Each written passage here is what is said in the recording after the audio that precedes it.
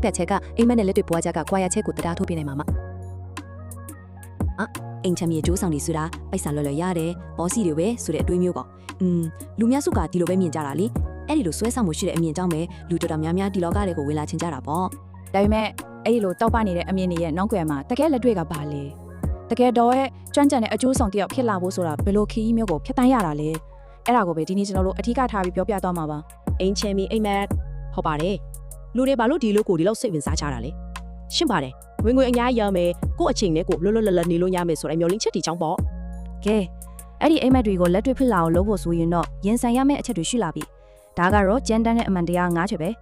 ဲဒီအချက်တွေကပဲတကယ်အောင်မြင်မဲ့သူနဲ့လမ်းခွက်လက်မှာတင်လက်မြောက်သွားမဲ့သူကိုခွဲခြားပေးမဲ့အရာတွေပါပဲပထမဆုံးတစ်ချက်ကိုကြည့်လိုက်တာကိုဝင်ငွေဟာလာစဉ်လာခါမဟုတ်ဘူးရွှဲချက်ပေါ့အထူးသဖြင့်လာခါစားဝင်ထမ်းဘွားကနေကူပြောင်းလာတဲ့တူရဲ့အတွက်ဒါကတကယ်ကိုချီးမားတဲ့စိန်ခေါ်မှုပဲဝင်ငွေတစ်ခုစားပြီးရဖို့3လဒါမှမဟုတ်4လလောက်အထိတောင်စောင့်ရနိုင်တယ်ဆိုတာကိုကြိုတင်ပြင်ဆင်ထားရမှာပါဟုတ်ပြီဒုတိယအချက်ကဘာဖြစ်မှာလဲဒါကတော့တင်ညိုမှုကိုဘယ်တော့မှမရက်ပြလိုက်ဖို့ပါပဲ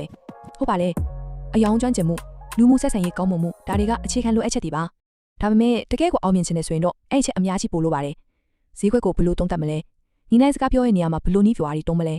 ပြီးတော့အရေးကြီးဆုံးကဥပဒေနဲ့ဆိုင်တဲ့စာရွက်စာတမ်းတွေကိုနားလည်ဖို့ဒါတွေကိုအမြဲတမ်းလေ့လာနေရမှာပါကဲတတိယအချက်ဒါကတော့လူအများစုရဲ့အထင်မှားတစ်ခုကိုရှင်းထုတ်ပြရမယ့်အချက်ပါပဲဒီလောကလွယ်လွယ်ကူကူပေးဆိုင်ရတဲ့လုံမဟုတ်ဘူးဆိုတာပါပဲအထူးသဖြင့်ကိုမမိတ်ဆွေအဆက်အသွယ်အတိုင်းဝိုင်းသိမရှိဘူးဆိုရင်အောင်မြင်မှုရဘူးဆိုတာအင်မတန်ကြီးမားတဲ့စိတ်ပိုင်းဖြတ်မှုစီကံရှိမှုနဲ့နေ့စဉ်မပြတ်စူးစမ်းအထောက်မှုတွေအများကြီးလိုအပ်ပါတယ်လွယ်တဲ့ဆိုတဲ့စကားလုံးကဒီအလုံးနဲ့တော်တော်လေးအလံဝေးပါတယ်โอเคစတုထချက်ကလို့စိတ်နေစိတ်ထားနဲ့ပတ်သက်ပါလေဒါကတော့ရေရှည်မျိုးမှန်းချက်ရှိရမယ်ဆိုတာပါပဲ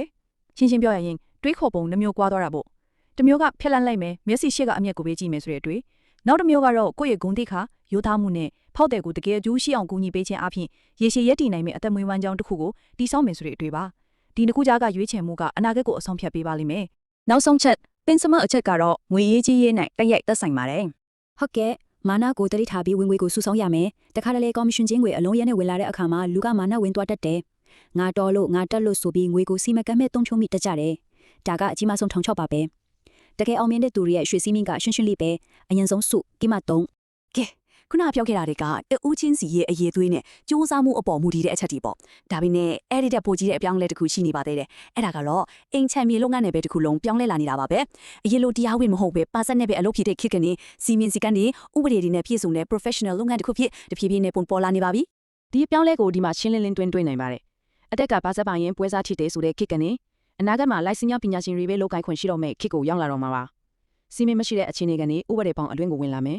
စွန့်စားရမှုများတဲ့အလုပ်ကနေတာဝန်ယူမှုတာဝန်ခံမှုအပြည့်ရှိတဲ့လုပ်ငန်းတစ်ခုဖြစ်လာတော့မယ်ဒီလိုပြောင်းလဲလာရတဲ့အဓိကအကြောင်းရင်းကတော့အသည့်ရေးဆွဲနေတဲ့အင်ချင်မြေဝန်ဆောင်မှုဥပဒေမူကျမ်းဆောင်ပါပဲအဲ့ဒီဥပဒေမှာဘာတွေအထူးကပါလာမလဲဆိုတော့အကျိုးဆောင်တိုင်းလိုင်စင်မသိမနေယူရတော့မယ်အဲ့ဒီလိုင်စင်ရဖို့အတွက်တမတ်ထားရဲ့တင်နန်းတွေကိုတက်ရောက်ရမယ်ပြီးတော့ဒီလုပ်ငန်းတစ်ခုလုံးကိုကြီးကြပ်ဖို့ဘို့ကော်မတီတစ်ခုဖွဲ့စည်းမယ်အကျိုးဆောင်ရဲ့ဥပဒေရပိုင်ခွင့်တွေတာဝန်တွေကိုရှင်းရှင်းလင်းလင်းသတ်မှတ်ပေးထားမယ်ကော်မရှင်ခါကိုလည်းဘလောက်အထိယူနိုင်နေဆိုတဲ့လမ်းညွှန်ချက်တွေပါလာတော့မှာပါအဓိကကတော့ဒီလုပ်ငန်းကိုနိုင်ငံတကာအဆင့်မီ professional လုပ်ငန်းတစ်ခုဖြစ်အောင်မြင့်တင်ဖို့ပါပဲ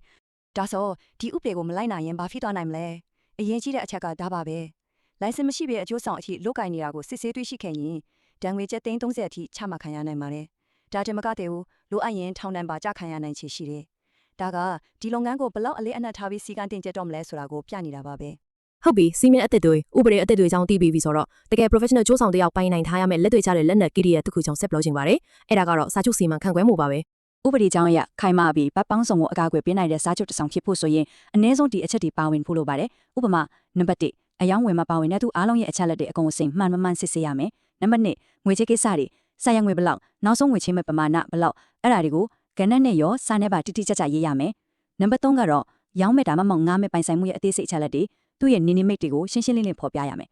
နောက်နံပါတ်4ငွေပေးချေရမယ့်ရက်ပိုင်ဆိုင်မှုလွဲပြောင်းပေးရမယ့်ရက်အဲ့ဒီနောက်ဆုံးရက်တွေကိုတိတိကျကျသတ်မှတ်ရမယ်နောက်ဆုံးချက်ကတော့ကျန်တဲ့စီကံချက်တွေအားလုံးပေါ့ဘယ်သူကဘာတာဝန်ယူရမယ်စားချုပ်ဖောက်ဖြစ်ရင်ဘယ်လိုအရေးယူမယ်ဆိုတာမျိုးတွေအကုန်မားရမယ်ဒီလောက်အသေးစိတ်မှာသာဖောက်တယ်ရောအကျိုးဆောင်ကိုယ်တိုင်ရောအယောင်းဝယ်သူတို့ခုလုံးမှာလုံခြုံစိတ်ချရမှာပါကဲဒီတော့ကျွန်တော်တို့အိမ်မက်ဒီရဲ့အကြောင်းကနေစပြီးလက်တွေ့ဘဝရဲ့အခက်အခဲတွေပြောင်းလဲလာတဲ့စီမင်းစည်းကမ်းတွေပြီးတော့ပိုင်နိုင်ရမယ့်လက်နက်ကိရိယာတွေအထိအလုံးကိုခြုံငုံပြီးကြည့်ခဲ့ပြီးပါပြီဒီအချက်လက်ဒီအားလုံးကရရှိရတည်နိုင်မယ့်အသမွေးဝမ်းကြောင်းတစ်ခုကိုဘယ်လိုတည်ဆောက်မလဲဆိုတဲ့မိဟွန်းအတွက်အဖြေပါပဲအတွေ့အကြုံရင့်တဲ့အကျိုးဆောင်ရည်တယောက်ပြောခဲ့တဲ့စကားတစ်ခုကဒီအကြောင်းအရာတစ်ခုလုံးအနစ်ချုပ်လိုက်တယ်လို့ပါပဲ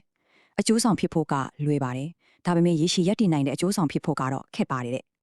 ရန်မှန်ပါတယ်တ တကယ်အောင်မြင်မှုဆိုတာအယောင်းဝယ်လေးတစ်ခုနှစ်ခုပိတ်နိုင်တာထက်အများကြီးပိုပြီးနက်နဲပါတယ် ဒီတော့နောက်ဆုံးအနေနဲ့ကိုပြန်မေးကြည့်ရမယ်မိခွန်းတစ်ခုနဲ့နေကုန်းချုပ်ချင်ပါတယ်ဒီလံပြမြေပုံကိုမြင်ထွေးပြီးတဲ့နောက်မှာယာယီအနေနဲ့အယောင်းဝယ်တစ်ခုကိုပိတ်ဖို့လောက်ပဲစဉ်းစားမှာလားဒါမှမဟုတ်စင်ခေါ်မှုတွေကိုရင်ဆိုင်ပြီးတကယ်ကိုခိုင်မာတဲ့အတံမွေးဝမ်းကြောင်းတစ်ခုကိုတိစောက်ဖို့အသင့်ဖြစ်ပြီလားဆိုတာပါပဲ